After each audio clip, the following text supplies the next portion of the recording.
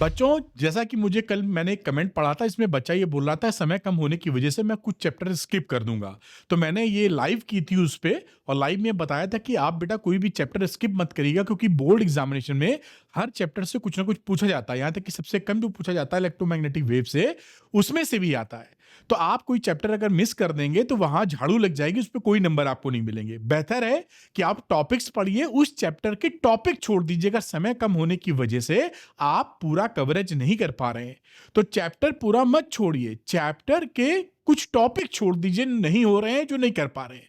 तो उन चैप्टरों में कौन से मोस्ट इंपॉर्टेंट टॉपिक हैं जो आपको करने हैं, और इनको करने के लिए पूरा देखिएगा वीडियो ध्यान से।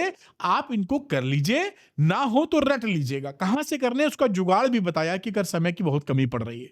तो ये बात ध्यान दीजिएगा कि फिजिक्स का पूरा पेपर यहीं से आएगा। ऐसा क्यों बोल रहा हूं कि ये जो मेरा vast and good and rich experience है 25 साल का, उसके बेसिस पे टॉपिक्स हैं, जिससे कि मोस्ट ऑफ द पेपर यहीं से बन जाता है। तो इन टॉपिक्स को कतई मत छोड़िएगा। ज्यादा टॉपिक नहीं है, 20 22 25 टॉपिक होंगे। तो उन टॉपिक्स को कैसे करेंगे ये भी मैं बताऊंगा। तो इन टॉपिक को शुरू से अंत तक ध्यान से देखिए, नोट कर लीजिए, इनको जरूर कर लीजिएगा, इसको स्किप मत करिएगा। तो मैं हूं Arvind sir, welcome to Arvind academy. Super easy physics के लिए अरविंद एकेडमी चैनल को सब्सक्राइब करना मत भूलिएगा। आइए चलते हैं, क्योंकि मैं आपके लिए बड़ी मेहनत कर रहा हूं और कोशिश कर रहा हूं कि आपको जो बेस्ट सपोर्ट कर सकूं वो जरूर करूं। तो फिजिक्स का पूरा पेपर यहीं से आएगा, कोई भी टॉपिक मिस मत करना। ये आप थंबनेल पे देख ही रहे हैं। और ये वो कमेंट जो मैंने पढ़ा था, कल भी दिखाया था, यहां पर लिख रहा था कि मैंने फिजिक्स में कुछ भी नहीं पढ़ा है, और तो मैं आज से शुरू कर रहा हूं, शायद एम है केवल पासिंग मार्क्स, और लिख रहे हैं कि 5 दिनों में इजी एंड मीडियम चैप्टर्स करूंगा। मतलब जो इनको टफ लगते हैं, कौन से टफ इनको लगते हैं मुझे नहीं मालूम, छोड़ देंगे। तो ये किसी एक लड़के की बात नहीं है, ऐसे बहुत से बच्चे होंगे जो इतने कम समय में पूरा तो पढ़ नहीं पाएंगे, तो चैप्टर स्किप करने की सोचेंगे। आप नहीं सोचिएगा, टॉपिक आप पकड़िएगा। तो ये देखिए, आपका जो जो पेपर रिलीज हुआ, सैंपल पेपर सीबीएसई का, जिसके बेसिस पे आपका बनेगा पेपर, उसमें कितने कितने कौन से क्वेश्चन है ये बताता हूं मैं आपको। सेक्शन ए में आप देखेंगे तो 12 एमसीक्यू, 4 असर्शन रीजनिंग, एक एक नंबर के सवाल मिलेंगे। सेक्शन बी में 5 क्वेश्चंस हैं आपके 2-2 नंबर के। ये इसका मकसद दिखाने का यही है कि वैरायटी ऑफ क्वेश्चंस आते हैं, पूरा चैप्टर छोड़ेंगे तो कुछ ना कुछ छूटेगा। फिर सेक्शन सी की बात करें तो 7 क्वेश्चन है 3-3 नंबर के। फिर सेक्शन डी की बात करें तो 2 केस स्टडी आएंगी जो 4-4 नंबर की है। और लॉन्ग आंसर टाइप की बात करें तो 3 क्वेश्चन होंगे 5-5 नंबर के। तो ये टोपोग्राफी है कि कौन कौन से क्वेश्चन पूछे जाएंगे। वैरायटी ऑफ क्वेश्चन है, एमसीक्यू है, असर्शन रीजनिंग है, केस स्टडी है, short answer type 1, type 2 and long answers, कई तरह के हैं। तो मैं जो टॉपिक्स बता रहा हूं, टॉपिक्स को जरूर करना है। आप बाकी टॉपिक्स पे अगर हो रहे हैं तो करिए, वरना छोड़ भी सकते हैं। छोड़ना चाहिए नहीं, लेकिन समय कम है, आप कर नहीं पाएंगे, इसलिए मजबूरी हो सकती है। चैप्टर मत छोड़िएगा। चलिए टॉपिक जल्दी से देख लेते हैं, कौन कौन से मोस्ट इंपॉर्टेंट टॉपिक हैं। तो पहले चैप्टर में कूलॉम्स लॉ, ये जरूर कीजिएगा, इसका वेक्टर फॉर्म भी लिखने को एग्जाम में आता है। डायरेक्ट थ्योरी बेस्ड सवाल, न्यूमेरिकल्स भी बनते हैं। डायपोल पे डेरिवेशन अक्सर आता है, एक्सियल पॉइंट या इक्वेटोरियल पॉइंट पर। और एप्लीकेशन ऑफ गॉस लॉ, ये तो बहुत ही इंपॉर्टेंट है। 3 एप्लीकेशन है, इनफाइनाइटली लॉन्ग स्ट्रेट वायर का, प्लेन शीट का, और स्फेरिकल शेल का। एक एप्लीकेशन आपका जरूर आएगा, ऐसा मान लीजिए, अक्सर आपसे पूछा जाता है। चैप्टर नंबर 2 की बात करें तो इक्यू पोटेंशियल सरफेस, ये थ्योरेटिकल पॉइंट है, लेकिन पूछा जाता है। मुश्किल से मैंने जो वीडियोस बनाए हैं, 10 मिनट में आप समझ जाएंगे कि इक्यू पोटेंशियल सरफेस का मामला क्या है बेटा। Potential energy of system of charges, देखिए कई सवाल ऐसे बनते हैं कि मान लीजिए एक स्क्वायर है, स्क्वायर के 4 कॉर्नर्स पर आपने बेटा यहां पर चार्जेस रख दिए हैं, और यहां ये पूछ सकते हैं कि इनको एक साथ लाने में कितना वर्क डन करना पड़ा, या इसकी पोटेंशियल एनर्जी क्या है। तो ऐसे सवाल आपके निकल के आते हैं, ट्रायंगल हो, स्क्वायर हो, ऐसे बना के दे देते हैं। तो ऐसे सवालों की थोड़ी प्रैक्टिस करिएगा। और हाँ, चैप्टर पे सवाल जरूर लगाइएगा। अगर 25-30 सवाल ना लगा पाए तो 20 लगाइए, 20 ना लगा पाए 15 लगाइए, 15 ना लगा पाए 10 लगाइए, लेकिन बिना क्वेश्चन लगाए मत जाइएगा, वरना सवाल निकलेंगे नहीं। ध्यान रखिएगा, कई बच्चे गलती करते हैं ये। और एनर्जी स्टोर्ड इन कैपेसिटर, इसका डेरिवेशन कोर्स में नहीं है, लेकिन ये हाफ सीवी स्क्वायर वाले पे बेस्ड न्यूमेरिकल आपसे पूछे जाएंगे। तो ये नोट करते रहिएगा, वरना याद नहीं रहता आपको। आगे की बातचीत मैं करूं तो चैप्टर 3 करंट इलेक्ट्रिसिटी में drift of electrons and resistivity, drift velocity का डेरिवेशन बड़ा इंपॉर्टेंट है, जरूर पढ़िएगा। और एक मैं हर बार ये बताता हूं, I is equal to any AVD, ये जो फॉर्मूला होता है जो कि करंट में और ड्रिफ्ट वेलोसिटी में रिलेशन एस्टैब्लिश करता है, इसका डेरिवेशन और इस पर न्यूमेरिकल जरूर पूछे जाते हैं, तैयार कीजिएगा। रेजिस्टिविटी क्या होती है, R equal to rho L by A, और टेम्परेचर डिपेंडेंस रेजिस्टिविटी की, टेम्परेचर बढ़ाने के साथ कैसे बढ़ता है, एनसीईआरटी में 2 एग्जांपल दिए, घुमा फिरा के वही पूछते रहते हैं, तो उसको तैयार कर लीजिएगा, इंपॉर्टेंट है, अक्सर मिलेगा आपको आता हुआ। किरचॉफ लॉ आप जानते ही हैं, वेरी इंपॉर्टेंट है। इसी के साथ व्हीट स्टोन ब्रिज लिख लीजिए, है ना, जो किरचॉफ लॉ पे बैलेंस्ड व्हीट स्टोन ब्रिज की कंडीशंस होती हैं, इनको भी तैयार करके रखिए। चैप्टर 4 की बात करें, मूविंग चार्जेस मैग्नेटिज्म, तो यहाँ motion in a magnetic field, जो चार्ज पार्टिकल होता है वो जब मैग्नेटिक फील्ड में मोशन करता है तो कितना टाइम पीरियड है, कितना रेडियस है, और अगर आर्बिट्री एंगल पे जा रहा है तो पिच भी हो जाती है, हेलिकल मोशन तब हो जाता है सर्कुलर की जगह, तो ये सब बातें आपको पता होनी चाहिए। फोर्स बिटवीन पैरेलल वायर्स आप जानते ही हैं, 2 पैरेलल वायर्स हैं, अगर इनमें करंट फ्लो कर रही है अपोजिट डायरेक्शन में, तो जरा बताओ कि अट्रैक्शन रिपल्शन में क्या होगा, बताइएगा कमेंट करके। अगर आपको मालूम है कि इसमें अट्रैक्शन लगेगा कि रिपल्शन, कितना फोर्स लगता है पर यूनिट लेंथ, वो निकालना पड़ता है यहाँ पर। मूविंग कॉइल गैल्वेनोमीटर, ये 5 नंबर का सवाल बन जाता है। एमसीजी का कन्वर्जन भी एमीटर वोल्टमीटर में आता है, और इसका प्रिंसिपल डायग्राम सब पूछा जाता है आपको, वो तैयार करके रखिए। आगे बात करता हूं मैं चैप्टर नंबर 5, ये मोर और लेस पूरा ये टॉपिक थ्योरेटिकल है। तो बार मैग्नेट और magnetic properties of material, paramagnetic, ferromagnetic, diamagnetic वगैरह आप तैयार करके रखिएगा। कि इंपॉर्टेंट चीज होती है कि जो डायमैग्नेटिक सब्सटेंस होते हैं वो टेम्परेचर इंडिपेंडेंट होते हैं, और जो पैरा और फेरो है वो टेम्परेचर डिपेंडेंट होते हैं। मतलब समझ गए होंगे अगर थोड़ा बहुत भी पढ़े हैं तो, टेम्परेचर बढ़ाने घटाने पे सब्स्टिट्यूटेबिलिटी नहीं चेंज करती डायमैग्नेटिक की। और चैप्टर 6 की बात करें तो लेंज लॉ, फैराडे लॉ बहुत इंपॉर्टेंट है, आता ही आता है। सेल्फ और म्यूचुअल इंडक्टेंस की बात करें तो इसका डेरिवेशन और इस पे छोटे छोटे सवाल बनते हैं। सोलेनाइड के लिए एल कितना होता है, या 2 कॉइल्स हैं उनके लिए एम कितना होता है, इसका डेरिवेशन भी आएगा, और साथ में छोटे छोटे न्यूमेरिकल बनेंगे। चैप्टर 7 की बात करें, alternating current, series LCR circuit अच्छे से तैयार कीजिए, पावर इन एसी सर्किट्स करिए, ट्रांसफार्मर बड़ा 5 नंबर का क्वेश्चन बढ़ जाता है, वर्किंग प्रिंसिपल डायग्राम सब पूछ लेते हैं, तो ये नहीं छोड़ना, जो मैं बता रहा हूं टॉपिक, इनको कतई नहीं छोड़ना है। बाकी आपको कुछ भारी लगे तो 19-20 कर दीजिएगा, है ना।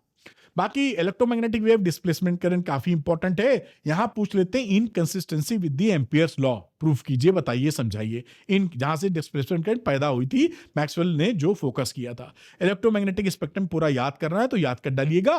रे ऑप्टिक्स की बात करें तो refraction at spherical surfaces, spherical surfaces जो ऐसे होती हैं, यहां पर समझ लीजिए स्फेरिकल या स्फेरिकल ले लीजिए, यहां कोई ऑब्जेक्ट रखा है, वो जा रहा है, तो कहां बनेगा इसकी इमेज वगैरह, और साथ में इसी का एप्लीकेशन होता है लेंस मेकर्स फार्मूला, तो वो भी आना चाहिए अच्छे से आपको।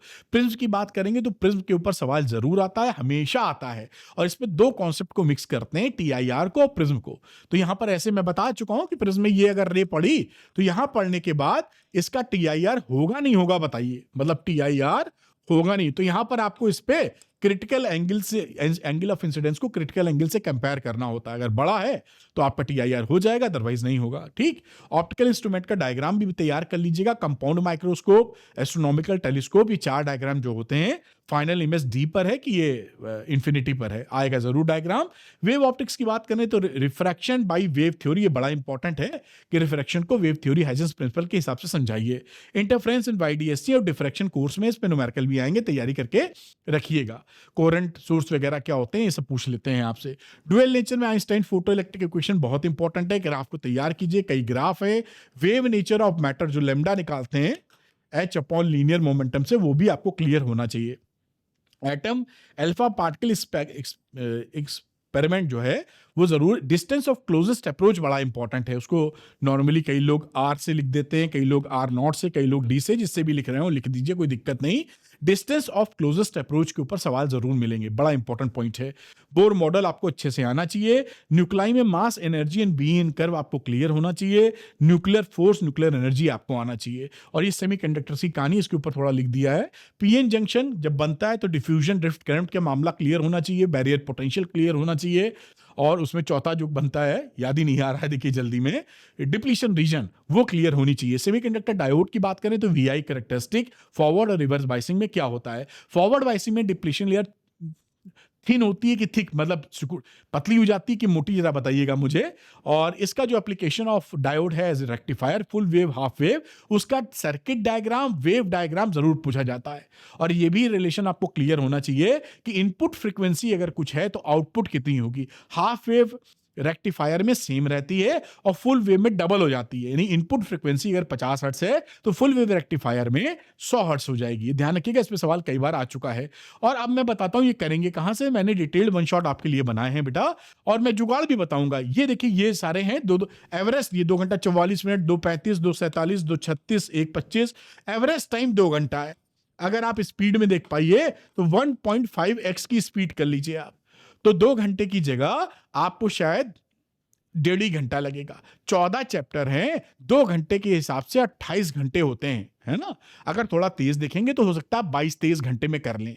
पूरा देखने की बात हम कर रहे हैं। और रिवीजन की बात करें तो 30 मिनट का है, रिवीजन सीरीज भी है, इसका लिंक डिस्क्रिप्शन में मिलेगा। सारे चैप्टर करेंगे तो 7 घंटे। अगर मैं 28 और 7 घंटे जोड़ दूं तो 35 घंटे होते हैं सिम 1x पे देखने पे। अगर 35 घंटे की पढ़ाई आप कर सकते हैं तो जरूर कर लीजिए। अब देख लीजिए कि अगर एक दिन में 8-9 घंटे आप पढ़ रहे हैं तो क्या कैसे हो पाएगा बचे हुए समय में। अगर आपको लगता हो जाएगा तो कर लीजिए। अगर फिर भी आपको लगता है सर समय कम है, इतना नहीं कर पाएंगे, तो क्या करिए, जो टॉपिक मैंने बनाए हैं ये डिटेल्ड वन शॉट में देखिए टाइम स्टैंप लगा हुआ है, मैंने इसको हाईलाइट किया है, और वही टाइम स्टैंप को देखकर वो टॉपिक कर लीजिए। अगर समय जरूरत से ज्यादा कम है, 2 ही दिन बाद एग्जाम है, 3 ही दिन बाद एग्जाम है, कि समय ही नहीं है भाई कि हम देखें कहां से, तो इन टॉपिक्स को कर सकते हैं। जुगाड़ बता रहा हूं मैं आपको। वीडियो का खोलिए, जो टॉपिक्स हैं वो टॉपिक कर मारिए, आपका काम बन जाएगा। बाकी टॉपिक्स आप समय हो तो करिए, नहीं तो थोड़ा सा स्किप करना पड़ेगा, मजबूरी आ गई अपनी, है ना। और साथ में बेटा, जैसे मैंने बताया था कि क्वेश्चन जरूर लगाइएगा। अगर कोई बच्चा क्वेश्चन लगाए बिना गया एग्जाम में तो क्वेश्चन निकलेंगे नहीं आपके, ये पक्का है। तो ये श्योर शॉर्ट क्वेश्चन है, बिल्कुल वैसे क्वेश्चन जो बोर्ड में आने को तैयार रहते हैं, उस टाइप के क्वेश्चन, पीसीएम पीसीबी के। और ऐसे ही क्वेश्चन बोर्ड्स में आएंगे। ऐसा क्यों बोलता हूं, क्योंकि 10 साल की ट्रेंड एनालिसिस और मेरे 25 साल का वास्ट एक्सपीरियंस इसमें लगा हुआ है। तो ऐसे ही क्वेश्चन 20 से 25 क्वेश्चन पर चैप्टर हैं। ट्राई मारिए, 20-25 लगा लीजिए। 20-25 लगाने का समय अगर आपके पास नहीं है तो इसके गिन के 15 लगा लीजिए। कुछ ना कुछ 10-15 लगा के ही जाइए, क्योंकि क्वेश्चन लगाना बहुत जरूरी है। फुली सॉल्व्ड है, सोल्यूशन के लिए आपको टीचर या भैया दीदी के पास भागना नहीं पड़ेगा। 100% बोर्ड टारगेटेड क्वेश्चन है। और मैंने इसके साथ फिजिक्स का जो है NCERT solution, video solution add कर दिया है। एक्सरसाइज और एग्जांपल्स का कोई बच्चा अगर देखना चाहे तो कंसल्ट कर सकता है। और मैंने एक अच्छी बात और की है कि रिवीजन आप फास्ट कर पाए, इसलिए शॉर्ट क्वेश्चन में फिजिक्स का, क्लास 12 फिजिक्स का printable notes, PDF printable notes भी ऐड कर दिए हैं। इससे फायदा क्या होगा, आपको फास्ट रिवीजन आप कर पाएंगे बेटा तेजी से, और पढ़ा हुआ भूलेंगे नहीं। कई बच्चों के साथ दिक्कत होती है, पढ़ा हुआ भूलते रहते हैं, तो उसको ना भूलें उसके लिए रिवीजन ही एक मेथड है। और रिवीजन फास्ट होना चाहिए, इसलिए जो पीडीएफ्स हैं जो कि प्रिंटेबल हैं क्लास 12 फिजिक्स की, उसका उपयोग करके इस बीमारी से आप बच पाएंगे। वरना पढ़ेंगे भूल जाएंगे तो मतलब ही क्या रहा। तो जो बच्चे श्योर शॉर्ट क्वेश्चन लेना चाहते हैं वो अरविंद एकेडमी ऐप को डाउनलोड कर लीजिए, उसके स्टोर सेक्शन में आइएगा, यहां पर श्योर शॉर्ट क्वेश्चन लेंगे और अपनी पढ़ाई को आगे बढ़ाएंगे। ध्यान रखिएगा, अगर बिना क्वेश्चन लगाए एग्जाम में गए तो बहुत बड़ा खतरा हो सकता है, होता ही है, निकलते नहीं सवाल। ऐसी गलती मत कीजिएगा। जितने क्वेश्चन लगा पाइए, इसमें 20-25 है, सब लगा लीजिए तो बल्ले बल्ले, नहीं तो 15-20 लगा लीजिए। वो भी ना लगे तो 10-15 लगा लीजिए। 10 तो लगा ही लीजिएगा पर चैप्टर, है ना।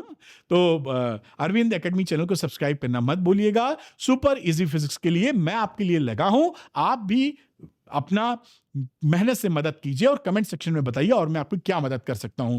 मेरे रिच एंड गुड एक्सपीरियंस का फायदा मैं आपको देना चाहता हूं, गाइडेंस से भी और पढ़ाई से भी। Super easy physics Arvind academy के साथ। Thank you, good luck to you, bye.